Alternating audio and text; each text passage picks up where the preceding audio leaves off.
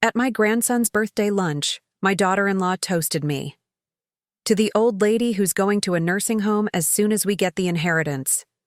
I raised my glass and revealed that the house deed was in the name of whoever took care of me until the end. I'm glad to have you here. Follow my story until the end and comment the city you're watching from, so I can see how far my story has reached. The sound of laughter filled my dining room that Sunday afternoon as we celebrated my grandson Tyler's 10th birthday. I'd spent all morning preparing his favorite meal, pot roast with glazed carrots and those mashed potatoes he loves, the ones with the little chunks still in them. My hands aren't what they used to be, but I'd managed to frost his cake just the way he liked it, with extra sprinkles on top. "Grandma, this is the best birthday ever!" Tyler exclaimed, his gap-toothed smile warming my heart as he hugged me tightly. I patted his head and smiled. At 65, these moments were what I lived for. After Harold passed 5 years ago, the house had grown so quiet. These family gatherings were precious to me, even if they had become increasingly rare. My son Thomas sat at the far end of the table, checking his phone more than he engaged in conversation. His wife Elizabeth was busy arranging the presents, in order of size, always the perfectionist, that one. They'd been married 15 years, but I still couldn't say I truly knew her. There was always something calculating behind those eyes. "Well, I think it's time for a toast," Elizabeth announced suddenly, standing up and raising her glass. The afternoon sun caught the diamond on her finger, the one she'd insisted Thomas upgrade for their 10th anniversary, despite their mounting credit card debt. I raised my glass of sparkling cider, smiling at Tyler. "To family," I began, but Elizabeth cut me off. "Actually, I'd like to make the toast today." Her smile didn't reach her eyes. "To Patricia, Tyler's grandmother, to the old lady who'll be headed to a nursing home as soon as we get our inheritance." The room went silent. Tyler looked confused. Thomas choked on his drink, his face reddening. With embarrassment or anger, I couldn't tell. I felt like I'd been slapped. The glass in my hand trembled slightly, but I refused to drop it. 65 years of life teaches you how to take a blow without crumbling. "Elizabeth," Thomas finally managed, his voice strained. That's just a joke, Mom." But it wasn't a joke. We all knew it. The look on Elizabeth's face, a mixture of contempt and entitlement, made that perfectly clear. I set my glass down carefully, my arthritic fingers curling around the stem. The silence stretched uncomfortably as everyone waited for my reaction. "That's quite a toast," I said finally, my voice steadier than I felt. "But I think you might be operating under a misunderstanding." I reached for my purse hanging on the back of my chair and pulled out a folded document. I'd brought it today to discuss with Thomas privately, but Elizabeth's toast had changed my plans. "The deed to this house," I said, smoothing the paper, on the table, "has a special provision. Harold and I set it up years ago. The house goes to whoever cares for me until the end, not based on blood, but on love and care." Elizabeth's smug smile vanished. Thomas stared at the document, then at me, as if seeing me for the first time. "Mom, you don't need to—" "No, Thomas, I think we needed this clarity." I turned to Elizabeth. "There is no automatic inheritance. This house isn't a prize to be claimed by abandoning me to a nursing home." Elizabeth's face flushed deep red. "You can't be serious. After all we've done—" "And what exactly have you done, Elizabeth?" The words came out before I could stop them. "You've visited 4 times in the past year. You forgot my birthday. When I had pneumonia last winter, it was my neighbor Doris who checked on me daily, not my family." Tyler looked at his parents, confusion clouding his young face. "Mom? Dad? What's Grandma talking about?" No one answered him. Thomas stared at his plate, shoulders hunched. Elizabeth glared at me with naked hostility. I hadn't meant for things to explode this way. Not at Tyler's birthday. But as I looked around the table, at my son who couldn't meet my eyes, at the daughter-in-law who saw me as nothing but a walking inheritance, at my confused grandson caught in the middle, I realized something I'd been denying for too long. To them, I wasn't Patricia anymore. I wasn't a person with dreams, fears, and needs. I was just an old woman, a burden to be managed until I yielded whatever they thought I owed them. I folded the document and returned it to my purse, my hands no longer shaking. "Now," I said, forcing a smile for Tyler's sake, "who's ready for birthday cake?" The week after Tyler's birthday party passed in strained silence. I kept expecting a call from Thomas, some attempt to smooth things over, but my phone remained stubbornly quiet. It wasn't until Thursday evening that it finally rang. "Mom? It's me." Thomas's voice sounded unusually bright. "I was thinking I could come by tomorrow, help you with that leaky faucet you mentioned last month." The faucet I'd mentioned 3 months ago, before finally fixing it myself. I pressed my lips together, uncertain how to respond. "And Elizabeth found these wonderful vitamins for joint health," he continued, filling my silence. "She thought of you immediately. We could bring them over," I almost laughed. Elizabeth hadn't thought of me immediately for anything in years, unless it involved asking for money or babysitting. "That would be nice," I said instead, curious to see where this new attentiveness would lead. They arrived the next day bearing gifts, the promised vitamins, a casserole I knew Thomas hadn't cooked himself, and a bouquet of lilies that made me sneeze. Elizabeth hugged me, her embrace stiff and performative. "Your hydrangeas are looking lovely," she commented, wandering around my living room, her eyes lingering on the antique sideboard that had belonged to my mother. "Thomas, could you look at the garbage disposal? It's making a strange noise," I said, though it worked perfectly fine. As soon as Thomas disappeared into the kitchen, Elizabeth's demeanor changed. She leaned closer, her voice dropping to a conspiratorial whisper. "Patricia, I hope there are no hard feelings about that silly toast. You know how I get with a little wine. Just a bad joke." I nodded, not trusting myself to speak. "I was actually hoping we could talk about your arrangements." Her eyes flickered toward my study, where I kept my important papers. "At our age, it's so important to have everything in order." At our age. Elizabeth was 43. "Everything's in order," I assured her. "My lawyer, Clara, helped me update everything last spring." Something flashed in Elizabeth's eyes. Annoyance? Concern? Clara Gibson? "But she's more of a friend than a professional, isn't she? We know an excellent estate attorney who could—" "Clara's been practicing elder law for 30 years, I interrupted. "I'm quite satisfied with her work." Elizabeth's smile tightened. Before she could respond, Thomas called from the kitchen, asking where I kept my wrenches. "Excuse me," I said, leaving her standing there. Over the next few weeks, a strange new pattern emerged. Thomas called every few days. Elizabeth tagged along on every visit, always bearing gifts, always finding reasons to wander around my house, examining my possessions like items in a catalog. They invited me to dinner at their house, something that hadn't happened in over a year. They offered to take me to doctor appointments. Elizabeth even suggested I might enjoy having her organize my closets. One Tuesday afternoon, I returned from grocery shopping earlier than expected and found Elizabeth in my study, my file cabinet. Drawer partially open. "Oh," she jumped, hastily closing the drawer. "I was just looking for a pen to leave you a note. You weren't answering your phone." The pen and paper sitting plainly on my desk told a different story. That night, I called. "Clara."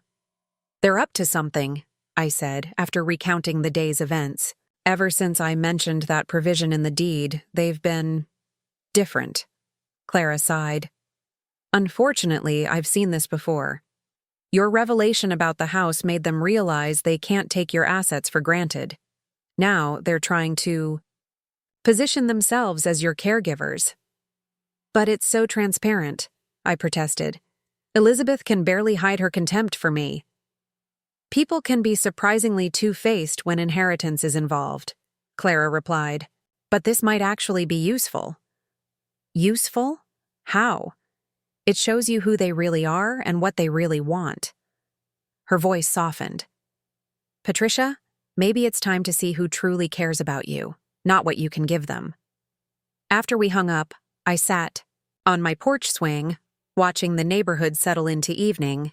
The Johnsons across the street were walking their dog. 2 houses down, Mrs. Abernathy was watering her roses. And next door, Doris's lights glowed warmly in her kitchen window. Doris had brought me soup when I was sick. She collected my mail when I visited my sister in Florida. She remembered my birthday without Facebook reminders, yet I had barely acknowledged her kindnesses, focused instead on a son who visited out of obligation, and a daughter-in-law who couldn't even hide her impatience for me to die. Clara was right. It was time to find out who truly cared about Patricia, the person, not Patricia, the inheritance. I picked up my phone and began composing a text message to Thomas, Elizabeth, and even Tyler. Then, after a moment's hesitation, I added Doris's number to the list. The test would be simple but revealing. And maybe, just maybe, it would finally open my eyes to who deserved a place in my life and in my will.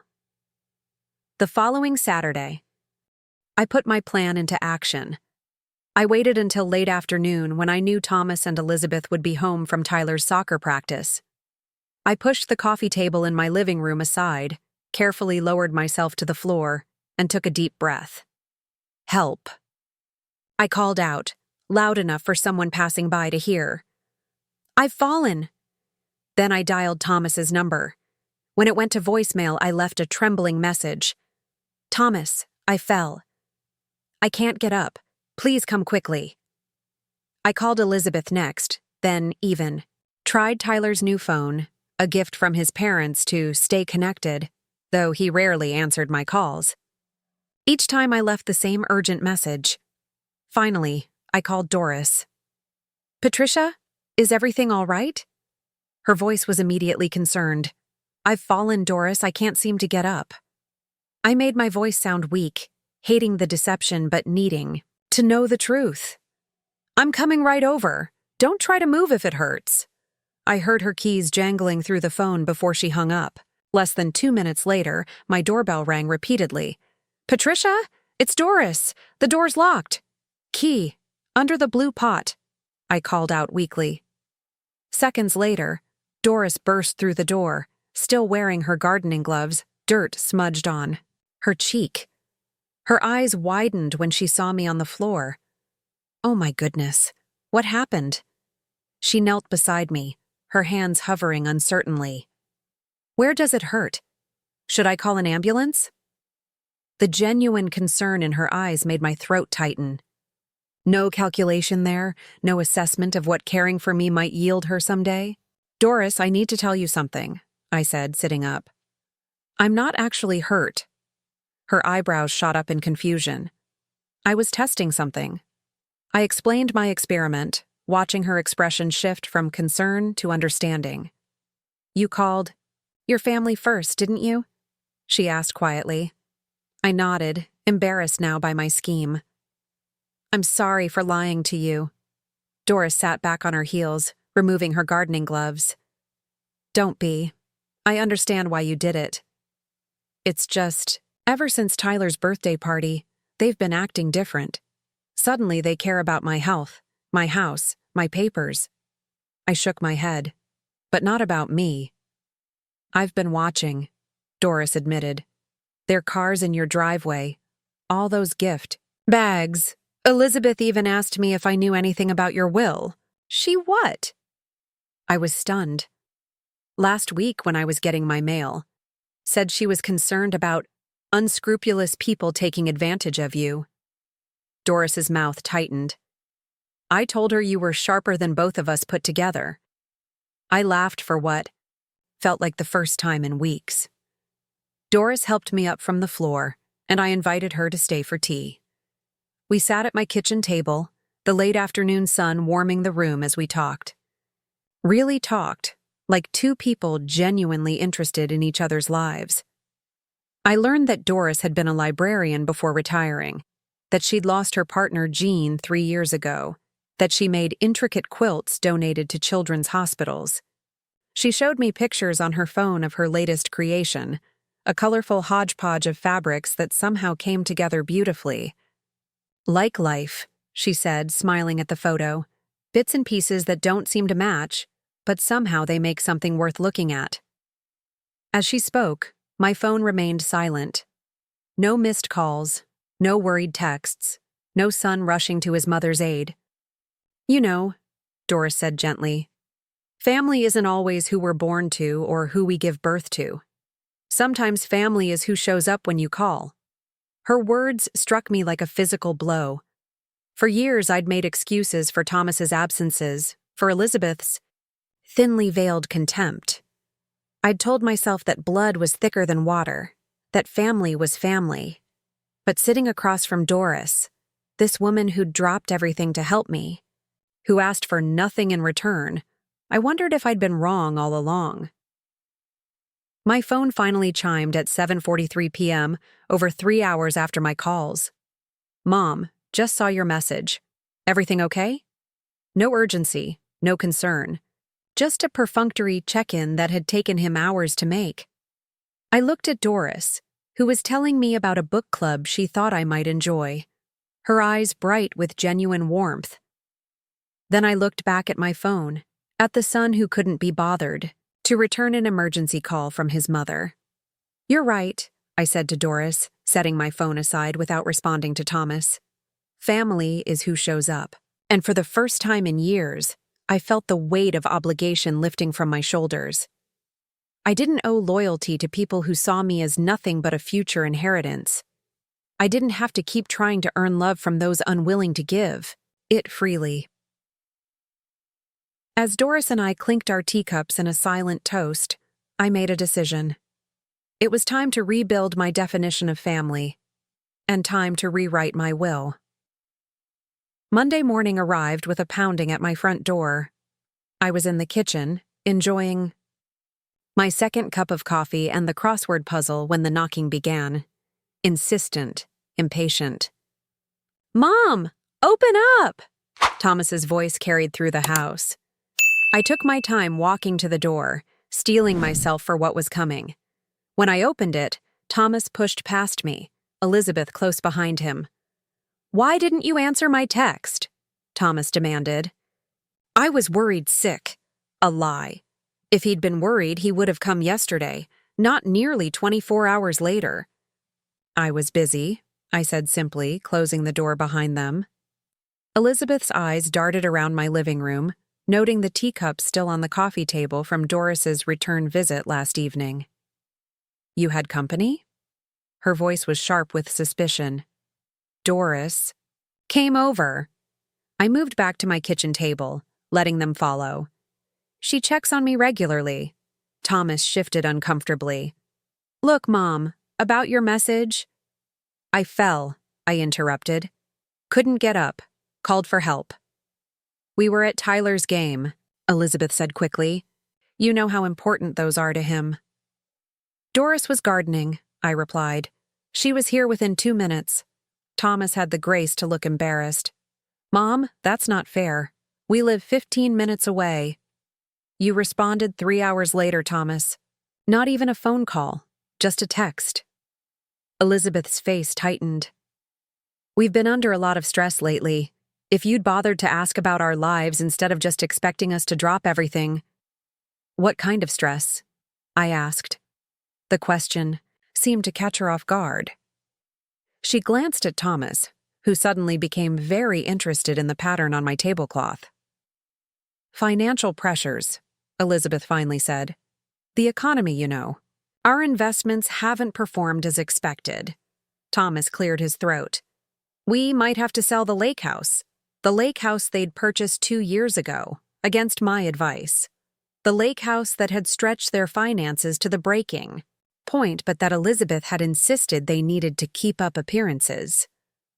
"I'm sorry to hear that," I said, genuinely meaning it for Thomas's sake, if not for hers. "Well," Elizabeth said, her voice shifting to a sweeter tone, "we were actually hoping to discuss something with you," and there it was. The real reason for their visit? "We've been thinking about your situation," she continued, placing her manicured hand on mine. "Living alone at your age can be so dangerous. That fall you had proves it." "I've lived alone for 5 years," I pointed out. "This was my first fall." Thomas jumped in. "What if we converted your basement into an apartment for you? You could sell this place, move in with us. We'd be right upstairs if you needed anything." I almost laughed at the transparency of it. Sell my house, my most valuable asset, and move into their basement. How convenient for them. "That's very thoughtful," I said carefully. "But I'm happy here." Elizabeth's smile stiffened. "Patricia, be reasonable. This house is too big for one person. The maintenance alone, I manage just fine." "Mom," Thomas sighed, "we're trying to help. After Dad died, you've been, well, isolated. We worry." Did they really think I didn't see through this sudden concern? This house was worth over $400,000 in today's market. The timing of their worry was hardly coincidental. "Actually," I said, "I've been giving this some thought. I'm considering taking in a boarder." "A what?" Elizabeth's horror was almost comical. "A boarder. Someone to rent the spare bedroom. Company for me. Extra income. Someone in the house if I need help." I sipped my coffee. "Doris knows a nursing student looking for affordable housing." "Absolutely not," Elizabeth exploded. "Some stranger living in your house? Using your things? Having access to everything?" Thomas put a restraining hand on her arm. "What Elizabeth means is, there are safety concerns. You don't know this person." "I'd meet them first, of course." I set down my cup. "Besides, I thought you'd be pleased. It addresses your concerns about me being alone." Elizabeth stood abruptly. "This is ridiculous. Thomas, tell her." But Thomas was looking at me oddly, as if seeing something new in my face. "Mom, is everything okay? You seem different." "I am different," I admitted. "I've realized some things recently." "What things?" His voice held genuine curiosity. Before I could answer, Elizabeth's phone chimed. She glanced at it, then nudged Thomas. "We need to go. That investment meeting, remember?" Thomas hesitated, looking between us. "Just think about our offer," Elizabeth pressed, already moving toward the door. "Selling this place makes so much sense. We could help each other." After they left, I sat at my kitchen table for a long time, thinking about what had just happened. They needed money. They wanted my house. All their recent attention, the sudden concern for my well-being.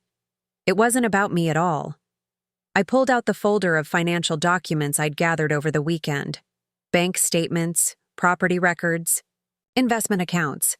Everything Harold and I had built over 45 years of marriage. Not a fortune by any means, but substantial enough to solve Thomas and Elizabeth's financial problems.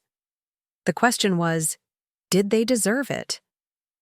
I remembered how Thomas had looked at me today, that moment of genuine concern when he'd asked if I was okay. Whatever Elizabeth's motivations, I still saw flashes of the son I'd raised. Somewhere beneath the influence of his wife, that boy still existed.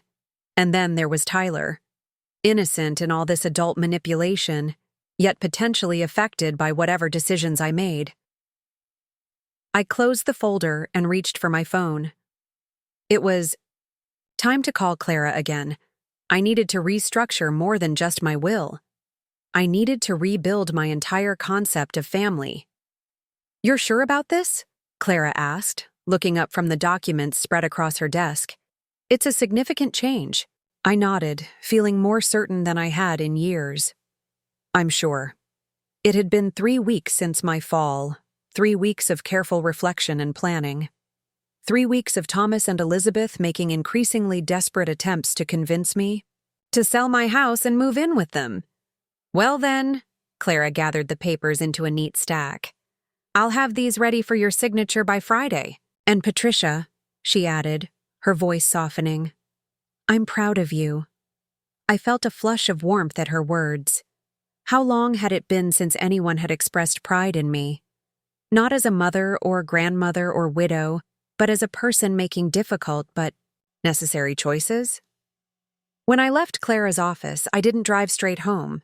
Instead, I headed to the community center where Doris had invited me countless times to join the Silver Threads group.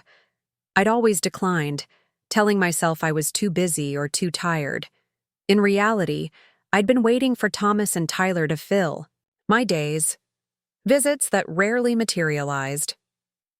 The meeting room was bright and busy, a dozen women around my age engaged in animated conversation. Doris spotted me immediately, her face lighting up with surprise and delight. Patricia, you came! She hurried over, taking my hands in hers. Everyone, this is my neighbor Patricia. The welcome I received was warm and genuine. These women didn't care about my house or what I could give them. They simply enjoyed each other's company. Dorothy, a retired teacher with a quick wit, was organizing a book club.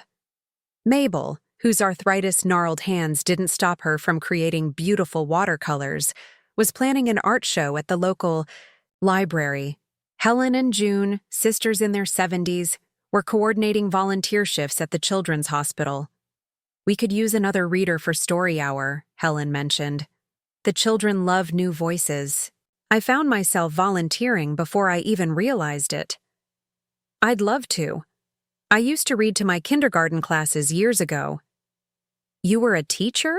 June asked, interested in a way Elizabeth never had been when I mentioned my former career. For the next hour, I talked and laughed more than I had in months. These women had lives full of purpose and connection. They weren't waiting around for children or grandchildren to remember they existed. They had built something meaningful together. That evening, I sat on my porch swing, watching the sunset, and thinking about the day. My phone buzzed with a text from Thomas. Mom, Elizabeth found a great assisted living place. Beautiful grounds, activities, the works. We should tour it this weekend. I didn't respond. Instead, I opened my laptop and began researching something I'd been considering since my talks with Clara: home-sharing programs for seniors. The concept was simple. Homeowners with extra space could rent rooms to carefully screened individuals, often students or young professionals. The homeowner got extra income and companionship. The renter got affordable housing and potentially formed an intergenerational bond. The next morning, I contacted a local program recommended by Clara. The process would take time, background, checks, interviews, compatibility assessments, but it felt right. My house had 5 bedrooms. Why should 4 of them sit empty when they could provide both income for me and housing for someone who needed it? When Thomas and Elizabeth showed up unannounced that evening, I was reviewing the application materials. Mom, you didn't answer my text, Thomas said, frowning at the papers spread across my dining room table. What's all this? Home sharing program, I replied, not looking up. I'm turning the spare bedrooms into rentals. Elizabeth's face went pale. Rentals? You can't. Be serious. I'm very serious. I finally met their eyes. This house is too big for just me, as you've pointed out, but I don't need to sell it to solve that problem. But what about our plan? Elizabeth sputtered. The assisted living tour? I'm not moving to assisted living, I said firmly. I'm staying right here, and I'm bringing life back into this house. Thomas looked bewildered. Mom, when did you start thinking about all this? When I realized I'd been living my life waiting for visits that rarely came, I answered honestly. When I understood that I needed to build my own happiness instead of expecting others to provide it for me. Thomas had the grace to look ashamed. We've been busy, but that doesn't mean It means exactly what it means, I interrupted gently. You have your life, and that's as it should be, but I need to have mine too. Elizabeth wasn't giving up so easily. These programs are dangerous. You'll have strangers in your house. What if they steal from you? What if the program does? Thorough background checks, I explained patiently. And frankly, I'm more concerned about the people trying to convince me to sell my most valuable asset than I am about carefully vetted renters. Her mouth snapped shut, color rising in her cheeks.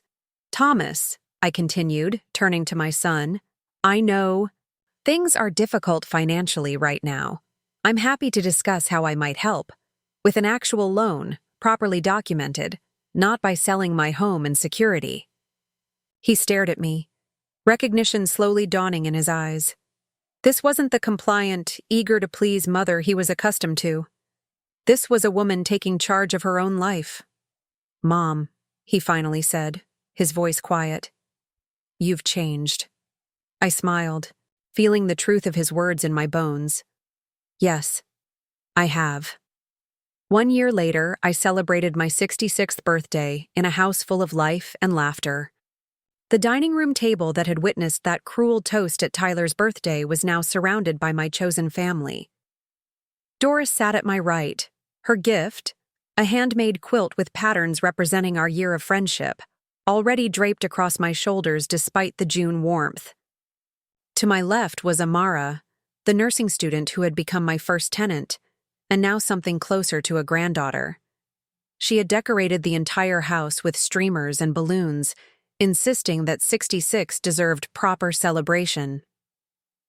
Miguel and his husband David, who rented the 2 bedrooms in the converted basement, had prepared a feast that put my pot roast to shame. Dishes from Miguel's Mexican heritage mixed with David's Italian family recipes. Both music teachers at the local college, they filled the house with impromptu concerts that made me fall in love with classical music all over again. Even Mrs. Abernathy from down the street had come, bringing her famous lemon squares and stories about the neighborhood from decades before I'd arrived. The doorbell rang just as Miguel was about to serve the cake. Amara jumped up. I'll get it. I wasn't expecting anyone else, but in this new chapter of my life, unexpected visitors were usually welcome ones. Fellow Silver Threads members or new friends from the hospital where I now volunteered reading to children. Instead, Thomas stood in the doorway, alone, a wrapped package tucked under his arm. Happy birthday, Mom, he said, his voice hesitant. I hope I'm not intruding. In the year since I'd transformed my house and my life, I'd seen Thomas exactly 4 times. Each visit had been strained, with Elizabeth notably absent.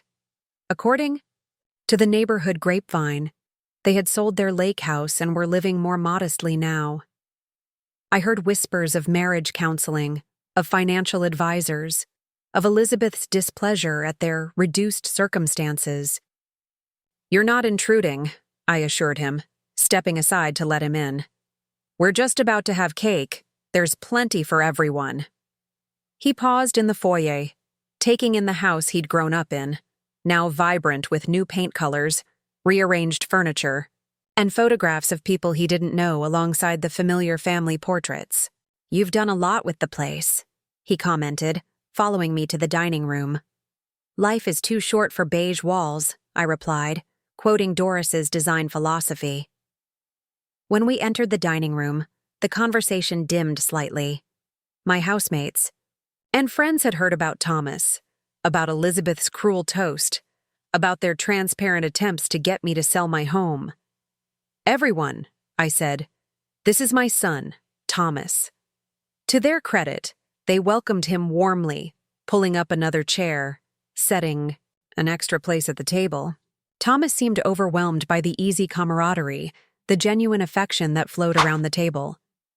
I didn't realize you'd have so many people here, he said quietly as Miguel served him a slice of cake. This is my family now, I replied simply. After cake and coffee, Thomas asked if we could speak privately. We stepped out onto the back porch, the evening air sweet with the scent of the jasmine Amara had planted along the fence. "Mom, I owe you an apology," he began. "A big one." I waited, letting him find the words. "I let Elizabeth dictate how we treated you. I convinced myself it was normal, that all couples prioritize their nuclear family over extended family." He shook his head. "But seeing you today, with these people who clearly adore you after knowing you for just a year, it made me realize how much I've missed, how much I've let slip away." "Where is Elizabeth tonight?" I asked. He looked down at his hands. We're separating. Have been for 3 months now. I didn't want to burden you with it." I felt a complicated mix of emotions: sadness for my son's pain, relief that Elizabeth's influence might be waning, guilt that I hadn't known about such a significant change in his life. "I'm sorry to hear that," I said sincerely. "It's been coming for a long time," he admitted. "The financial stress was part of it. But honestly, Mom, I think what you did, standing up for yourself, refusing to be manipulated, it made me see things more clearly in my own marriage." We sat in silence for a moment, the sounds of laughter and conversation drifting through the screen door. "I don't expect you to forgive me right away," Thomas continued. "But I hope maybe we can start again somehow. I miss you, and Tyler misses you terribly."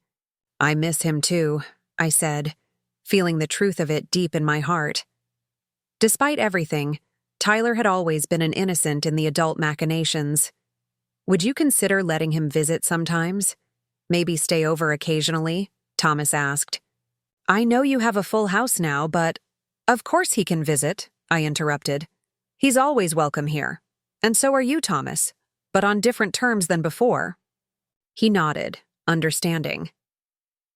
Later that night, after everyone had gone home or retired to their rooms, I sat on the porch swing with Doris, sharing one last cup of tea. "So, Thomas wants to reconnect," she said. "It appears so. And how do you feel about that?" I considered the question carefully. "Cautious, hopeful. I won't let him hurt me again, but I won't shut the door on reconciliation either." Doris nodded approvingly. "You know, when Jean died, I thought my family was gone forever. Then I met you, and the others, and realized family is something we create and nurture, not just something we're born into." "Thank you for teaching me that," I said, reaching over to squeeze her hand. "For showing me I could rebuild at 65. "Rebuild?" Doris chuckled. "Patricia, you didn't just rebuild. You created something beautiful from scratch, something that's entirely yours." As the crickets chirped and the evening stars emerged, I thought about the cruel toast that had set everything in motion. Elizabeth had meant to hurt me, to remind me of my supposed irrelevance. Instead, she had inadvertently given me the push I needed to reclaim my life, my house, and my power. The home I had once feared losing had transformed into something far more valuable. A true haven filled with chosen family, with purpose, with joy. A living legacy that would continue to grow and flourish, regardless of who ultimately inherited the physical structure. And that, I realized, was a victory greater than any I could have imagined.